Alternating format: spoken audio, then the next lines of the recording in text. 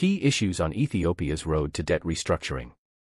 Ethiopia is restructuring its $1 billion international bond as part of its overall strategy for debt restructuring. The government of the nation has been escalating its efforts to address increased financial pressures. A number of key issues are shaping this process of restructuring. Why is Ethiopia restructuring its debt? The imperative for debt restructuring in Ethiopia has been triggered off by stringent foreign currency shortages, slow government revenues, and civil war stretching in the northern region of Tigray. Early in 2021, Ethiopia announced an intent to restructure its debt under the G20 Common Framework Initiative, a program designed to offer rapid debt relief to developing nations facing financial distress. Chad, Zambia, and Ghana have also applied for debt restructuring under the same framework. In the case of Ethiopia, though, this process was delayed by the Tigray conflict, which only came to an end late in 2022, and by slowing down the implementation of requirements outlined by the IMF, which provided for abandonment of the currency peg, removal of capital controls, and a shift into an interest rate-based monetary policy framework. On July 29, Ethiopia floated its bare currency in a drastic move that helped the country clinch a $3.4 billion, four-year IMF loan program. The deal didn't only give an immediate shock of much-needed finance but also opened avenues for renewed efforts in debt restructuring. What are the expected outcomes?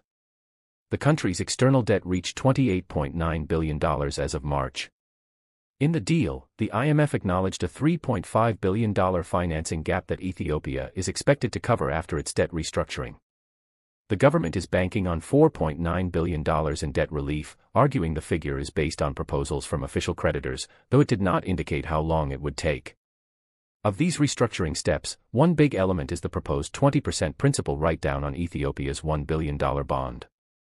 Under this proposal, designed to ensure comparability of treatment by the common framework between the commercial and official creditors, bondholders have turned acrimonious, saying that this write-down does not reflect the economic fundamentals of the country and that the government is not negotiating with them in good faith. How will that dispute be resolved? One of the keys to the dispute is whether or not this is a liquidity problem for Ethiopia, essentially a short-term cash flow issue, or a longer-term solvency crisis. Critics point to the dwindling export and tax revenues in Ethiopia, combined with declining foreign exchange reserves, as an indication that, even though the country's debt as a share of GDP is relatively low at 40.3%, it has a solvency problem. A compromise could be a middle way between the haircut proposed and an extension of the repayment period, Kevin Daly, portfolio manager at Aberton, which owns the bond in question, said. The International Monetary Fund's debt sustainability analysis is based on the fact that over an extended period, Ethiopia has had key indicators normally used to judge solvency continually breached, notably the external debt-to-exports ratio. The divergent diagnosis of Ethiopia's financial health could result in a really long, contentious negotiation. The holders of the bonds have warned that too conservative assumptions and light-touch fiscal effort may lead to further delays in the restructuring process. How are the reforms working and what are the next steps? The bare currency has fallen drastically to 103.97 against the dollar this year alone and is closing in on the black market rate of 115 to 120.